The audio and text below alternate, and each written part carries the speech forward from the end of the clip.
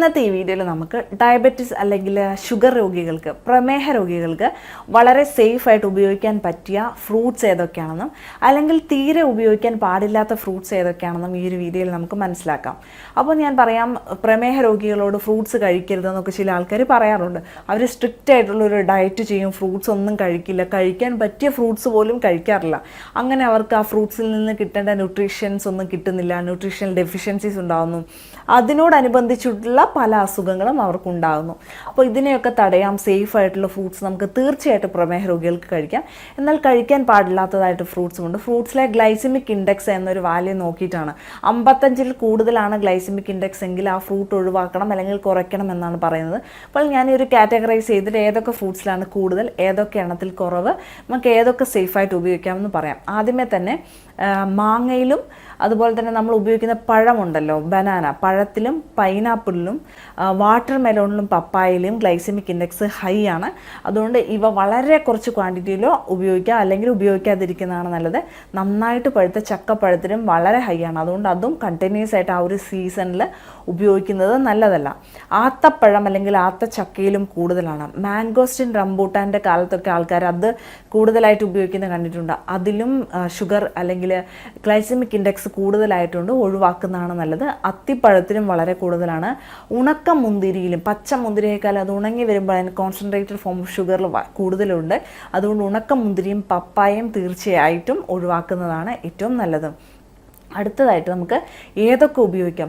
Sugar രോഗികളോട് fruits കഴിക്കരുതെന്ന് പറയുമ്പോൾ അവർക്ക് ആ ഫ്രൂട്ട്സ് കഴിക്കാനുള്ള ഒരു ആഗ്രഹം ഉണ്ടാകും. അപ്പോൾ അങ്ങനെ ആഗ്രഹമുള്ള ആൾക്കാർക്കൊക്കെ തീർച്ചയായിട്ടും നമുക്ക് ആ ഒരു ഫിക്സ്ഡ്, ആ ഒരു ലിമിറ്റഡ് ക്വാണ്ടിറ്റിയിൽ നമുക്ക് തീർച്ചയായിട്ടും ഡയറ്റിൽ ഉൾപ്പെടുത്താൻ പറ്റിയതാണ് ഇനി ഞാൻ പറയുന്ന ഫ്രൂട്ട്സ്. അവക്കാഡോ തീർച്ചയായിട്ടും പ്രമേഹ രോഗികൾ കഴിക്കാം, കുഴപ്പമില്ല. പൊമഗ്രാനൈറ്റ് കഴിക്കാം, അനാറ് കഴിക്കാം, കുഴപ്പമില്ല. പേരയ്ക്കൊക്കെ ഗ്ലൈസമിക് ഇൻഡെക്സ് 12 ഉള്ളൂ. അപ്പം നന്നായിട്ട് പഴുക്കാത്ത ഒരു കുറച്ച് പഴുത്ത രീതിയിലുള്ള പേരയ്ക്ക ആർക്ക് എത്ര പ്രമേഹമുള്ള ആൾക്കാർക്ക് വേണമെങ്കിലും കഴിക്കാൻ, കുഴപ്പമില്ല. ആപ്പിളിലും കുറവാണ്, കഴിക്കാം. ഓറഞ്ച് പോലത്തെ സിട്രസ് ഫ്രൂട്ടുകൾ, ഓറഞ്ച്, നാരങ്ങ പലർക്കും സംശയമാണ് കഴിക്കാവുന്നുള്ളത്. നാരങ്ങ തീർച്ചയായിട്ടും കഴിക്കാം, കുഴപ്പമില്ല. അതുപോലെ തന്നെ സബർ ജെല്ലി, പിയർ എന്നൊക്കെ പറയുന്ന ഫ്രൂട്ട്സിലൊക്കെ കുറവാണ്, അത് ഉപയോഗിക്കാം. ഞാവൽ പഴം നമുക്ക് പ്രമേഹത്തിനൊരു മരുന്നായിട്ട് തന്നെ ആയുർവേദത്തിൽ ഉപയോഗിക്കുന്നുണ്ട്. ഞാവൽ പഴത്തിന് 25 ഗ്ലൈസമിക് ഇൻഡെക്സ്. തീർച്ചയായിട്ടും ഞാവൽ പഴം കിട്ടിയിട്ടുണ്ടെങ്കിൽ നിങ്ങൾ ഉപയോഗിക്കുക. പ്രമേഹം കുറയാൻ വേണ്ടിയിട്ട് അത് നല്ലതാണ് ഞാവൽ പഴം എന്നുള്ളത്. ചെറിയ ചെറിയ ബെറീസ് ഉണ്ടല്ലോ, സ്ട്രോബെറി, ക്രാൻബെറി, മൾബെറി എന്നൊക്കെ പറയുന്ന ചെറിയ ചെറിയ ബെറീസ് ഒന്നും ഷുഗർ അത്ര കൂടുതലായിട്ട് കൂട്ടുന്നതല്ല, നമുക്ക് കഴിക്കാവുന്നതാണ്. അതുപോലെ ഡേറ്റ്സിൻ്റെ കാര്യത്തിൽ, ഈന്തപ്പഴത്തിൻ്റെ കാര്യത്തിൽ പലരും സംശയം ചോദിക്കാറുണ്ട്. ഈന്തപ്പഴം പഴുത്ത് കഴിയുമ്പോൾ നമുക്കിപ്പോൾ നമ്മുടെ കേരളത്തിലൊക്കെ ലഭ്യമാകുന്ന ഷുഗറിലിട്ട് പ്രോസസ്സ് ചെയ്തൊക്കെ ആയിരിക്കും. അത് തീർച്ചയായിട്ടും ഉപയോഗിക്കരുത്. പഴത്തിലുള്ള ഷുഗർ ആൻഡ് പുറത്തുനിന്ന് വരുന്ന ആ ഒരു സിറപ്പ്, ഇതെല്ലാം കൂടെ കൂടിയിട്ട് ഹൈ കോൺസെൻട്രേറ്റഡ് ഷുഗർ ഉണ്ടാകും. അതുകൊണ്ട് അത് ഉപയോഗിക്കരുത്. പക്ഷേ റോ ആയിട്ട് അധികം പഴുക്കാത്ത ഫ്രഷ് ഡേറ്റ്സ് കിട്ടുമെങ്കിൽ അത് ഉപയോഗിക്കുന്നത് ഗുണം ചെയ്യുന്നതാണ്.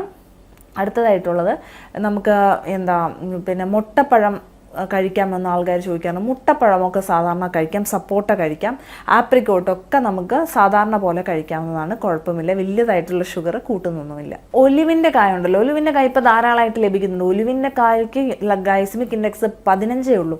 അതുകൊണ്ട് ഒലിവ്സ് നിങ്ങൾക്ക് കഴിക്കാം. പീച്ച്, പ്ലം എന്ന് പറയുന്ന ഒക്കെ ഫ്രൂട്ട്സും നിങ്ങൾക്ക് പ്രമേഹ രോഗികളാണെങ്കിൽ കഴിക്കാം, നമുക്ക് യാതൊരു പ്രശ്നം ഉണ്ടാക്കുന്നതല്ല. അതുപോലെ നമ്മൾ പ്രമേഹ രോഗികൾ പെട്ടെന്ന് ഷുഗർ കെയിൻ അല്ലെങ്കിൽ കരിമ്പ് നിൽക്കുമ്പോൾ വളരെ കൂടുതൽ കോൺസെൻട്രേറ്റഡ് ഷുഗർ ഉള്ളതായിട്ട് തോന്നും.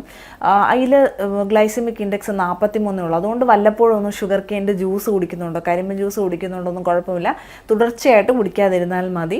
അപ്പം അടുത്ത ഡ്രാഗൺ ഫ്രൂട്ട് നമ്മുടെ കേരളത്തിൽ ഇപ്പം വളരെ കൂടുതലായിട്ടുണ്ട്. ഡ്രാഗൺ ഫ്രൂട്ടിനെ കുറിച്ച് ആൾക്കാർ ഡൗട്ട് ചോദിക്കാറുണ്ട്, ഇതിൽ ഷുഗർ കണ്ടൻറ്റ് കൂടുതലുണ്ടോ ഉള്ളത്. ഗ്ലൈസമിക് ഇൻഡെക്സ് 48 മുതൽ ഒരു 52 വരെയൊക്കെയാണ് അതിൽ കാണുന്നത്. അതുകൊണ്ട് അധികം കൂടുതൽ കഴിക്കരുത്, സാധാരണ പോലെ കുറച്ചൊന്നും കഴിച്ചാലും കുഴപ്പമില്ല. അപ്പോൾ ഈ ഒരു ഷുഗർ രോഗികൾക്ക് പ്രത്യേകമായിട്ട് കഴിക്കാൻ പറ്റിയ ഫ്രൂട്ട്സ് ഞാൻ ഇതിൽ എടുത്തു പറഞ്ഞിട്ടുണ്ട്. അതുകൊണ്ട് ഇനി ആരും അത് തീർത്തും ഒഴിവാക്കേണ്ടതില്ല. ഡയറ്റിൽ നമുക്ക് മിതമായിട്ട് ഉൾപ്പെടുത്താം. ഒരു ഫ്രൂട്ടും വേസ്റ്റ് അല്ല, നമുക്ക് വളരെ ന്യൂട്രിയൻസും ഫൈബേഴ്സും ഒക്കെ തരുന്നതാണ്. പ്രമേഹ രോഗികൾക്ക് ഈ ഫൈബേഴ്സിൻ്റെ ഒക്കെ കുറവ് വളരെ ഡൈജഷൻ പ്രോബ്ലംസ് ഒക്കെ ഉണ്ടാക്കാനുള്ള സാധ്യതയുണ്ട്. അതുകൊണ്ട് ഈ പറഞ്ഞ ഫ്രൂട്ട്സൊക്കെ, പ്രത്യേകിച്ച് ഞാവൽപ്പഴം, പേരയ്ക്ക, ഒലീവ്സ് ഒക്കെ ഉൾപ്പെടുത്തിയിട്ടുണ്ടെങ്കിൽ ഷുഗറിനെ കുറയ്ക്കുന്ന മരുന്നായിട്ട് തന്നെ ആക്ട് ചെയ്യുന്നതാണ് ഇത്രയും ഫ്രൂട്ട്സൊക്കെ.